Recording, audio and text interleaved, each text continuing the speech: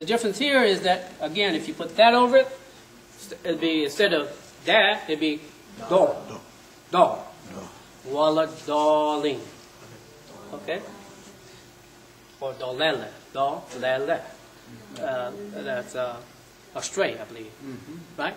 Astray. Yeah, ones who, the darling, the one, when they say go astray, that means that they was going down the road and they're going in the direction, but they missed the mark. Yes, sir. That's how they strayed. They thought they was going in the right direction, and something caused them to miss the direction. That's the darling.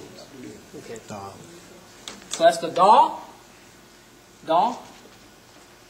do, and do. We're around it, okay?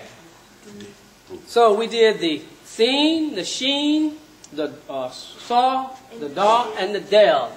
And since we did the del, we might as well do one more then. That will end these shapes right here.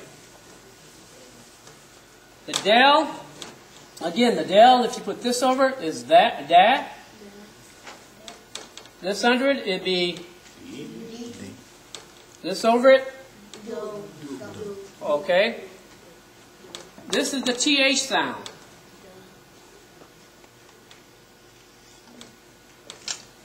Thou. And the way it looks the same as this, as a dot. Now, we had in the beginning this.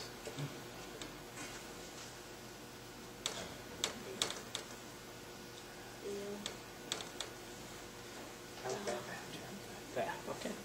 All right. There's a difference.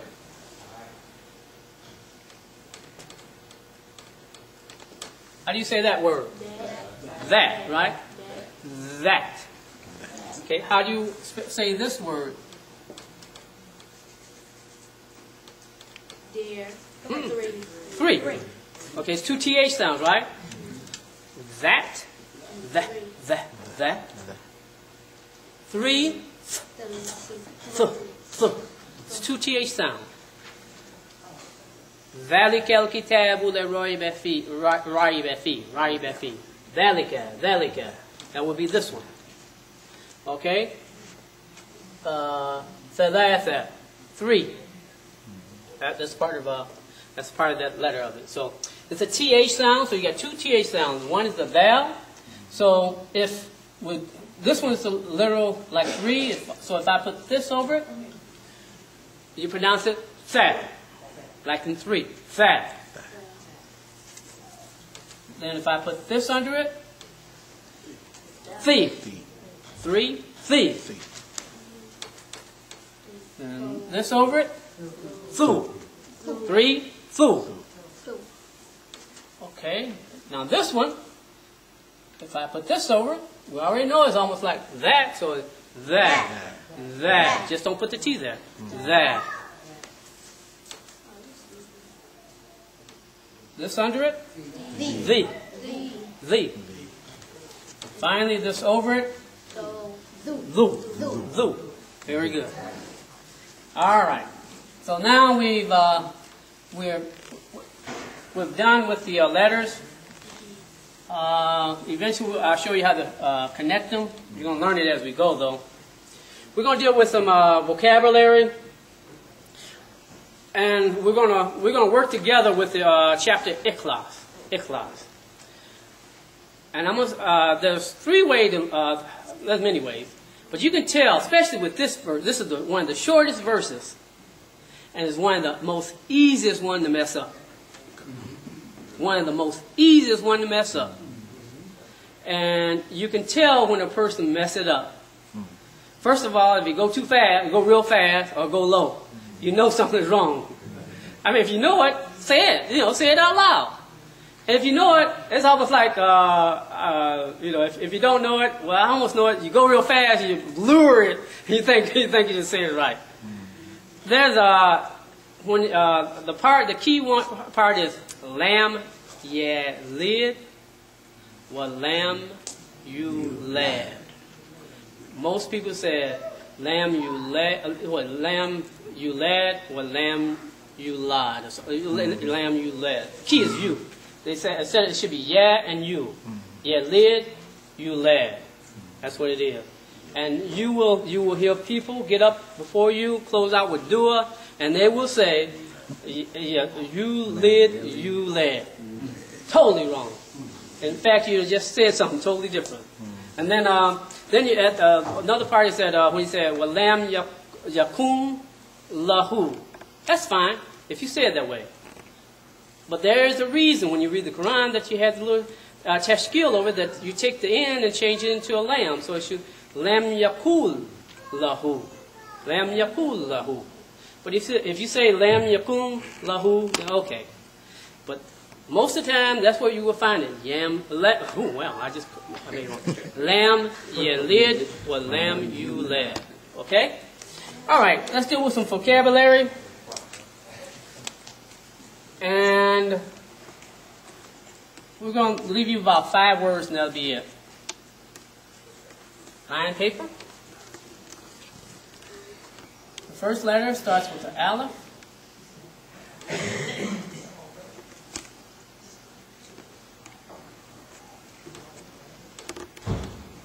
And this is what you have.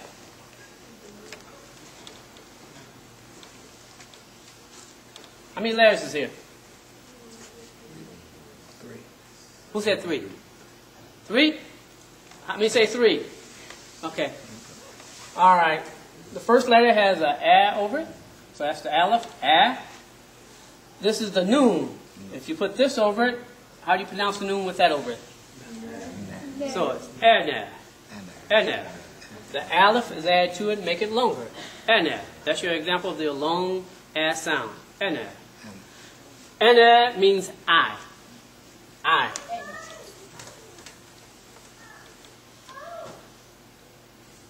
I. Ana. I. The next letter, or next word,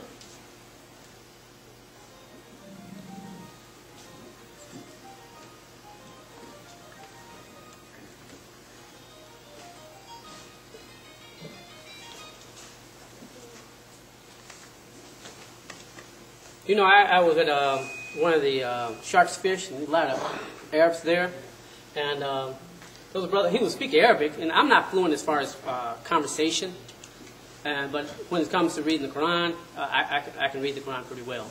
And so he kept impressing me with his Arabic, you know, saying this and that and so forth. So one day I asked, I did a verse from the Quran. He said, "Where'd you get that from?" He said, "That's Quran?" I said, "Yes, it's Quran." He said, "I don't know the Quran." Somebody else, maybe a day or so, I was talking to a brother, Arab brother, and I said, "Well, you know, I know that I can teach you Arabic and so forth, but I'm not conversant in it." And the Arab picked up right off the bat. He said, "Oh, you learned it because you wanted to learn the Quran, and you read the Quran." And that's what we're about, Quranic Arabic. Then later on, you can get into the conversation, but we want to be able to read the Word of God and give the proper translation, tafsir of it. Okay, anta. Anta this is what it is. So look at the letters. Again, the aleph, noon,